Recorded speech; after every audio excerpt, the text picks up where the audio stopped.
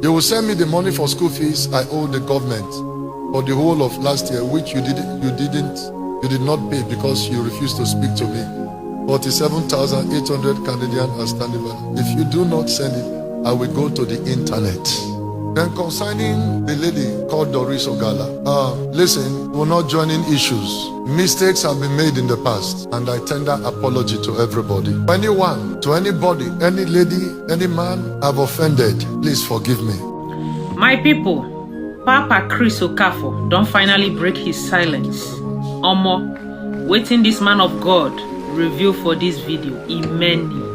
Make una relax. The other time there was an allegation that someone was buried on this altar. Hold on. When this altar was built, I was far away outside of the country, and it was Dr. SJ and Engineer Wala. They were the one responsible. I was not even in the country. I will show you the check in a short while. Be it as it may, I am using this occasion to openly invite the DSS, the Nigerian police. I will sponsor everything it will take.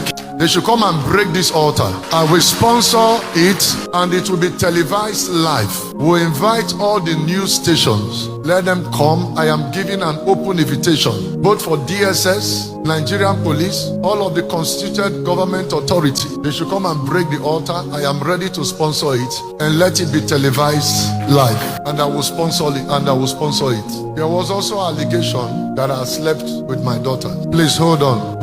As a result of what happened in that marriage, please listen. You recall, many of you that have been here for a long time, that I came here and said I would never marry again. That is the level of how it affected me, how I was broke. I was seeing women in some kind of light before. Forgive me. It was mercy. I battled with this 13 years ago, or 13 years plus. When you recall when I was kidnapped, you must have heard the story. Some of you knows about it. I don't want to say what happened in the kidnappers then, how the kidnappers have put a call through, because the only two number I remember then, as at that time, was a number and that of the King Chuma. King Chuma is alive, he can tell this story. Tony, please come. It was me and you that was kidnapped. I was kept for 58 days. You stayed about 60 plus, about 61 days. When they put call through to the kidnappers put call through to this ex-wife, did you remember what she said? Remember, she said they should not call her again, that it's not her business. Note, before this time, we were just cohabiting.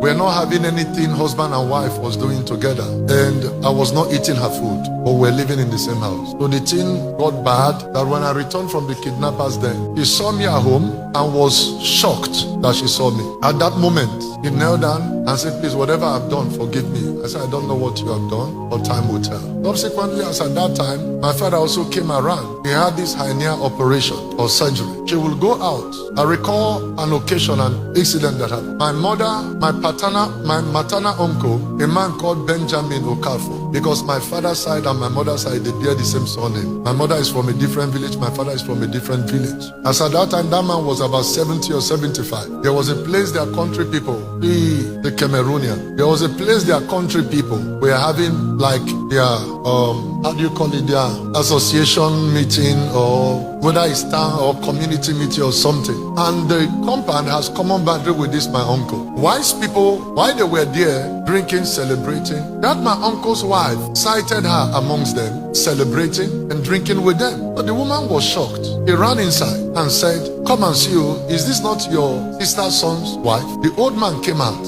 and saw her and said, what?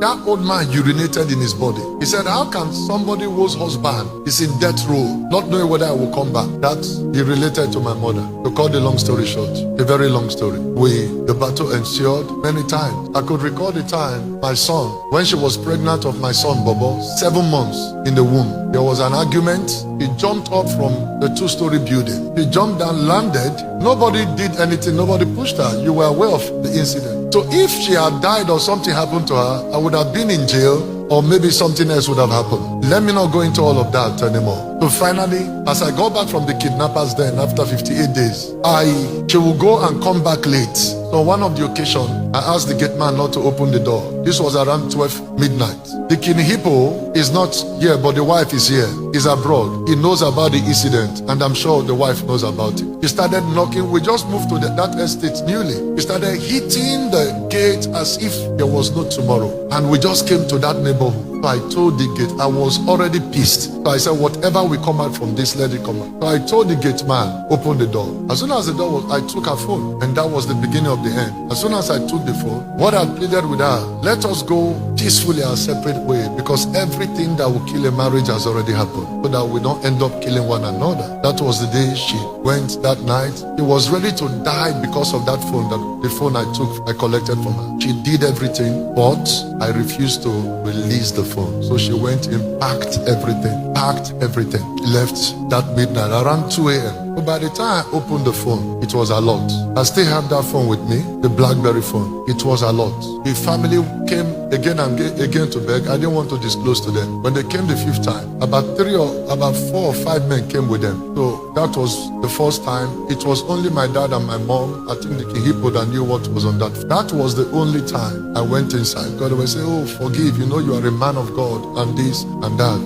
A man of God, but I'm dying. I was dying. So I brought the phone. I said, sir, are you married? Said yes. Are you married? Yes. Are you married? Yes. Are you married? Yes. I said, if your wife did a thing like this, what will you do? This one said, God forbid. This one said, I will kill my wife. This one said, she can't even do it. I opened the phone. I said, you know whose nude picture this is? And did you see who and who they are sending it to? A woman married to a pastor. At that point in time, to fight for divorce. It was that bad. Chidera here was 2 years old. Bobo was 4 years and few months. The thing was that bad that the court granted me custody of those children at that tender age. And the court only gave her access from the age of 2. Bobo is 17 plus. By March,